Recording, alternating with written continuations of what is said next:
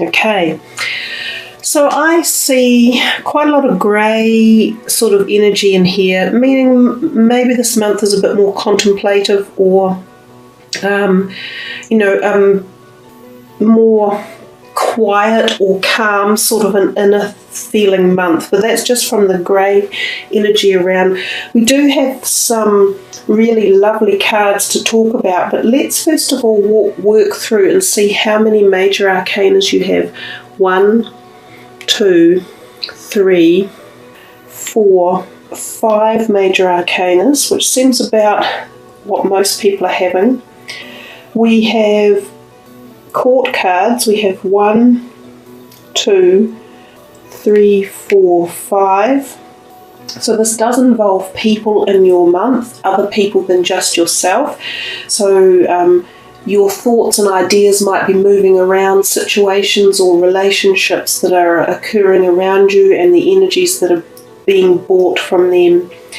But let's start up at the very beginning on the far left-hand top side with the Hanged Man. Your first card of the month, so as you walk into May, you are dealt with a major arcana energy straight away. Now, the Hanged Man is quite a difficult card to analyse or to sort of interpret in many ways because it has quite a juxtaposition of meanings. So I will go over for you the basic principle or fundamental main meanings that are emerging from the card. The Hanged Man quite often means that you have come to a junction in your life where you're at a crossroads, literally, which is why we see this here. You may have been travelling along this main road and then something seems to be putting in its own directional additives to it, as if to say, wait a minute, you've got to make some choices along the way. So it makes you slow down and think and contemplate what direction you're actually going in and what it is you want, what are the overall outcomes, what are your desires. It's actually quite a powerful card, but it definitely tends to slow things down and can sometimes even bring things that you have had, projects or deals or agreements or ideas or propositions, it can bring them almost to a halt for a time period. But it's a good halt because it gives you time to contemplate exactly which way it should be going in and also which way you want to go in. So that it can also be considered a spiritual card because we see this enlightenment around his head. So quite often when this card arrives, it is almost as if you go, wait a minute, my personal life isn't going the way I want either. I'm getting this feeling of growth or awareness about something around me that isn't quite fitting with the who I want to be. So many of you might walk into May with this whole conundrum of thinking that you are either possibly feeling as though you need to change, or there are opportunities for change, or there is this junction that's come up that's blocking you and slowing you down for some reason or another. So as I say, quite an in-depth card with quite a few different possibilities, but usually it does denote change, and it can denote it at the deep inner spiritual level. We come to this next card, and it's a favourite of mine. The Three of Cups is a really lovely social gregarious card. It's often about harmony, happiness, social gatherings and outings. It's also about the support and network of great friendships. Now, it emphasises females in the cards because it's a picture of 3 women. It doesn't have to be women, this could be male friendships as well. But often when this card does turn up, you can literally be assured that 3 women will have a get-together of some sort, and it will be just really wonderful, tight, harmonious, happy and loving environment. So it can be engagement parties or social events that girls have together, and often they're your good friends. They're often a blonde, brunette and a sandy-haired person or a dark-coloured person are involved in it. Really nice energy. We come here and you have a second major arcana card. So this first week feels as though it's quite a strong week. You've got a lot of love energies going on, or energies to do with relationships one way or another in that top week. Coming back to the High Priestess, she is the embodiment of physicality as well as spirituality, so we're back on the spiritual plane again. She's also fertility and sexuality. So some of you may find that you are really attracted to a person at that really chemical level, like that chemistry attraction. Others may find this is a fertile time for the possibility of becoming pregnant and achieving a pregnancy. Some of you may be going through hormonal cycles such as menopause or starting puberty, or you may have family members that you need to keep an eye on through these changes as well. This can often be linked to this cyclical looking moon, which can have to do with when the eclipses were out in March. This energy is all about balance and bringing your spiritual knowledge into your physical world as well. She holds this great wealth of spiritual knowledge. Often this is a time when dreams can be very intense as well, and you can become quite psychic and have sort of messages from that whole spiritual or psychic world. So really fascinating week for you to start your month. Then we have this, the 10 of Cups. Everyone would love to see this in their readings. That is a gorgeous card, no matter which way you look at it. That is a happy, contented family standing back, praising their happiness and feeling this awe of wonderment about how life can just be gratuitous and be spontaneously rewarding. It's a couple with children, so children can be involved again, and there's just this general feeling of things working quite well at this point in time, and feeling as if when the universe delivers these type of energies, really engage in them and spend time like they're doing, giving thanks and fully embracing the positives in your life. We come down to this next week and we start over here. The Two of Swords. This card is primarily often about, it's really interesting that it's under the Hanged Man the more I think about it, because he is often about stalling things and thinking things through and not being sure which direction to take.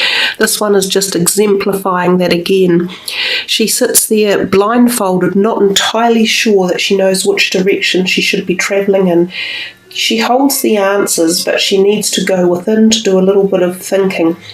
It's a good time possibly to write down a list of which is the better choice for you to make. So if you have a choice that could be coming up with, say, career, should I take this job or that job, and you're not sure which one to do, write a list down for the reasons for and against for each option, and you quite often find out fairly immediately when you look at your list which is the better one. Writing things down can be powerfully potent. It usually does indicate that she is just a little bit locked in her decision making and not feeling particularly confident in any aspect or direction. So she's seeking to find that knowledge. Again, we have this ecliptical moon, which we have had up here in this card, and I think this goes back to the possible eclipses in March, so this could have to do with a decision that was a month or two previously that you're still pondering on or trying to decide which direction to go in. We come here and we see another major arcana card that's sort of bundled up a bit at the top there for you in that first week, and this is Temperance. So this is about balance in your life and balancing all of the different perspectives of yourself. So especially diet and your energy levels and your spirituality. So listening to those and combining them so that they all flow exactly like she's doing in these cups or chalices. She is pouring one to the other. We also see that she has 1 foot on land and 1 foot in the water. So it's the merging of soul and body, or physicality and mind. It's about incorporating all of those in together so that they cohesively work to address a situation to help you move forward, if you like. She also says to temper your emotions in particular, to keep them balanced. So if any situations are arising where there could be a need to put yourself forward in the best light, you want to think how to do that in the best manner. Temperance is a great word, and often in today's modern society we can flare up very quickly and lose our calmness, but she invokes the use of calm thought and power to move yourself forward. The next one we come to is this Four of Pentacles, and we see this guy clutching on like fury to his physical wealth, his manifestation in life. So some of you may feel as though there is this tightness or tight energy around your finances or your investments. You might be a bit worried about them, but what it actually tells us is that you have quite thoughtfully put them in logical places, and to let go of the fear and again use your thought as opposed to emotions in how to deal with your monetary situations or your investments or your creative ideas around money.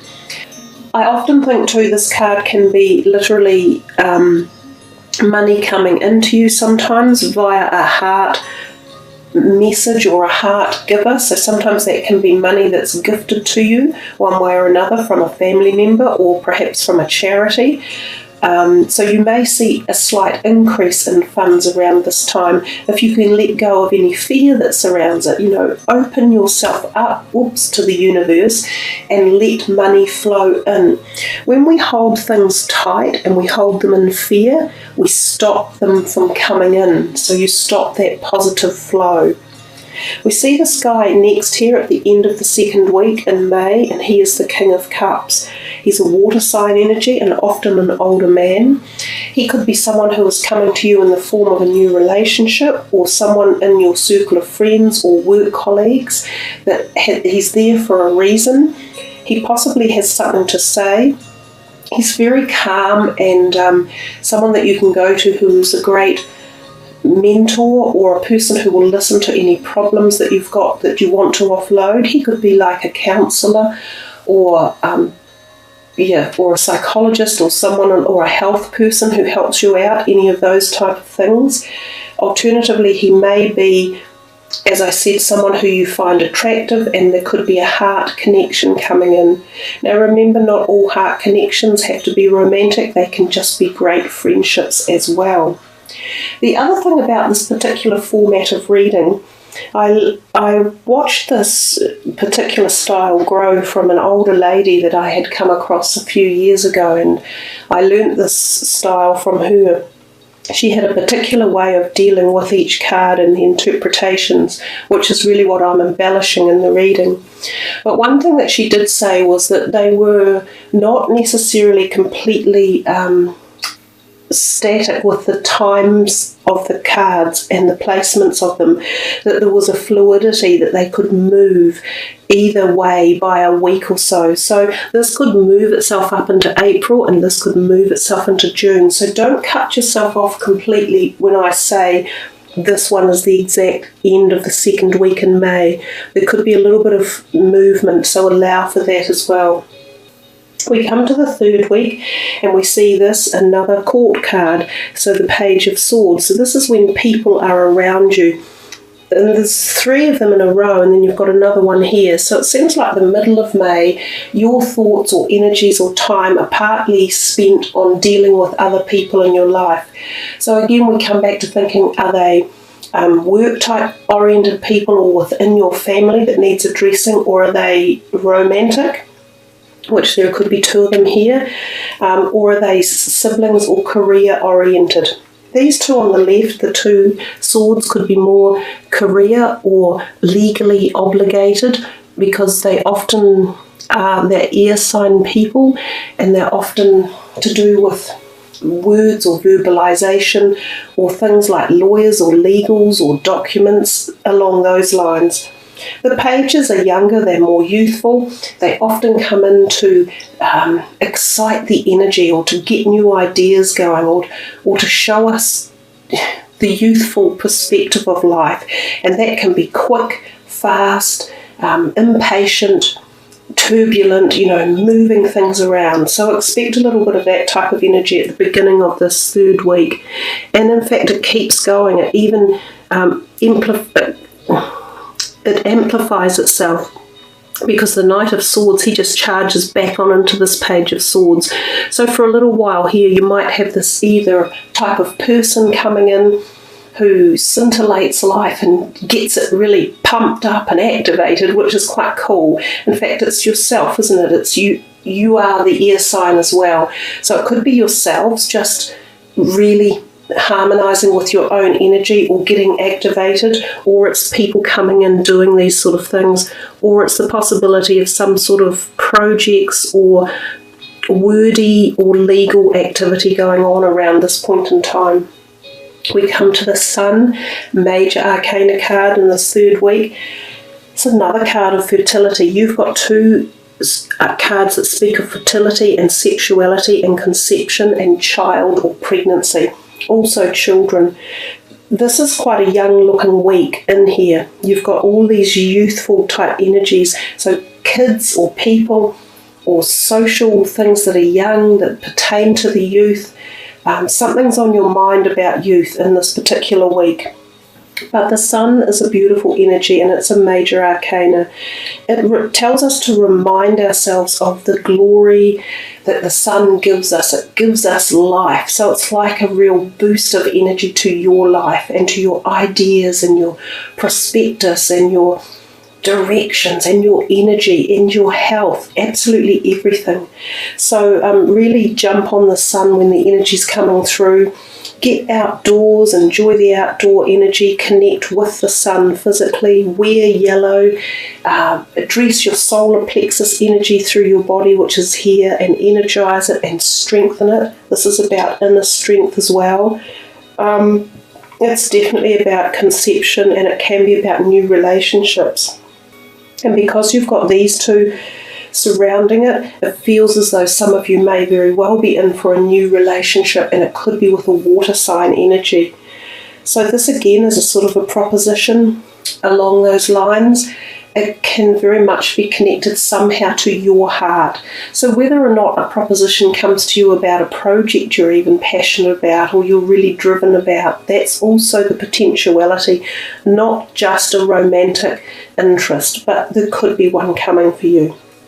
So we move down here to this bottom card and we see another air sign card, your own type of energy. It's the Nine of Swords. It's the only really black one in the whole reading. And given that it's black, it often talks to us about night time, quite literally. So often this card can indicate insomnia. So some of you who are having sleeping problems, it might be a time to address them with good sleeping regimes, such as going to bed early or turning off your technology and reading a book for a while, eating foods that help us to sleep, or herbal medicines that can help you to sleep, doing Reiki or relaxation courses, or lowering your anxiety. You can also be having dreams at this time, or even nightmares that may frighten you or wake you up. Look into them, find out why you're having them, expand on them, see how you can address them within your own psyche and your hidden side, or the side that you have your fears in. See if you can address them and externalize them and release them. You do have this card next to it, the Three of Swords. So these two somehow may be related. There could be some tension going on here, or some fears or worries about relationships. And possibly there is a period of time here where there may be relationships falling by the wayside. And there could be more than one person involved, so there could be three people. Sometimes this is even indicative of divorce or separation. And again, that would make logical sense here with this anxiety and tension that's going on, this inner turmoil. It can sometimes be involved or be there when there are three people involved, so the potentiality of affairs or a third person coming into a relationship one way or another that just causes tension. And I don't necessarily mean physical affairs. It could be business affairs that a third person's brought into, or even just a group of friends where a third person comes in and it just balances the status quo.